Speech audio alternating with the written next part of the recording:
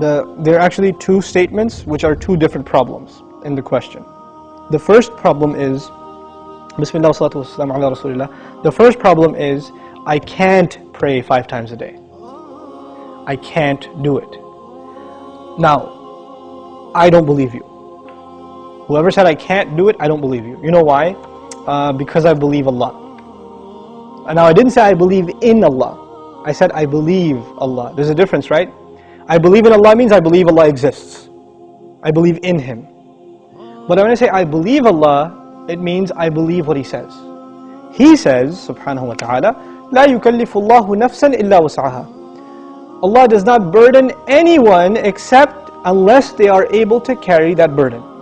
This is what Allah said. Allah said He does not burden anyone with any responsibility unless they are capable of living up to that burden. This is what He said. You're saying you're not able to live up to a responsibility that Allah gave you. Isn't that true? You're saying I can't pray 5 times. It's too much. And Allah is saying yes you can.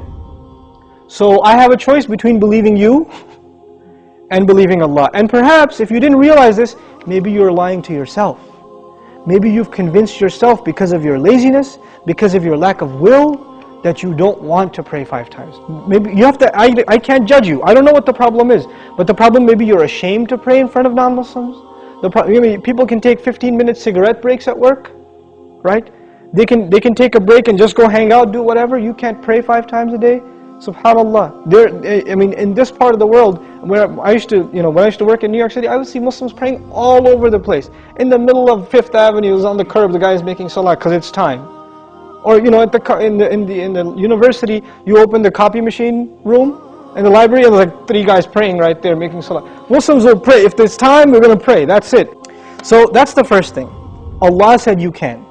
If Allah gave this burden upon you, and He did in fact, then you can. Convince yourself of that. And rely on Allah, He'll make it easy for you. The second question is, does He really care? Does He even care if I pray or not? Now this question is actually more about, does He need my prayer or not? You're forgetting that the prayer isn't for Allah. It's for you. It's not for Allah. If all the people in the world, all they did with their life was pray to Allah, it would not make Him any richer.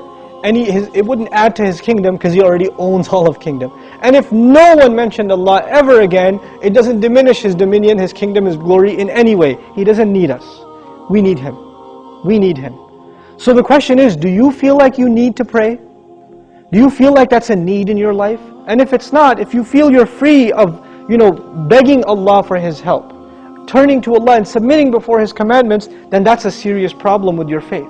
It's become weak, and this question only came up because you've been distanced from Allah for so long that shaitan can come to you and say, yeah, I know you used to feel bad about not praying, let's just get rid of that bad feeling and replace it with, well, why do I have to pray anyway? That's the next phase of that disease. The first part was, at least it was diagnosed, but at least you had some bad feeling. Guilt was still there. That's a gift from Allah. When that guilt even goes away and you say, Allah doesn't need my prayer, it's all good. So long as I'm doing good. And that's the last part I want to talk about, this so long as I'm doing good part. Who defines what's good? There are 2 kinds of good in this world. Please remember this, okay? There are 2 kinds of good. There's ethical good. I'm good to my neighbor. I'm honest at work. I'm nice to people. I don't steal. I don't cheat. These are ethics, basic ethics, right? That everybody, I tell the truth. I'm honest. I pay my taxes, blah, blah, blah. These are ethical truths, okay? And I'm honest in business. Then there are religious goods. I go to Hajj. I give zakat. I pray 5 times a day. I fast in the month of Ramadan. These aren't ethical realities. These are religious goods. Good deeds that are religious and good deeds that are ethical, moral in nature. What happens a lot of times with Muslims and with non-Muslims, especially it happens with Muslims, is that we make a distinction between these 2 things. So in the Muslim world, you will find people that are morally good. They're nice to their family, they take care of their kids, they're responsible in the household, they're nice to their neighbors, they're honest at work. Good people, but guess what? No religion. I don't need religion to be good, is what they say. And on the other extreme, you have people that pray, go to Hajj, give zakah, have a long beard, dress in a very religious garment, and yet terrible to their family, cheating people in business, highly immoral and unethical. So what's happened is we have separated the 2 dimensions of goodness. Moral goodness, ethical goodness, and religious goodness. What Allah does in the Quran is fuses them together in the ayah. This one ayah is called Ayatul Bir, the ayah of goodness. What does it mean to be good? If you study that ayah, it is a combination of two things. It's a combination of ethical principles like fulfilling your promises, being patient, perseverant, and also religious goodness, establishing the prayer, giving the zakah, right? So it's a combination of both of those things in one place. So if you think you are in a position to define what good is, most likely you're sticking to moral goodness. And you're undermining religious goodness, like the rituals that Allah taught us. But what Allah wants is for us to have both at the same time. This is when a person is truly good. Otherwise, you're not really good. You have defined goodness for yourself and you have rejected Allah's definition of it.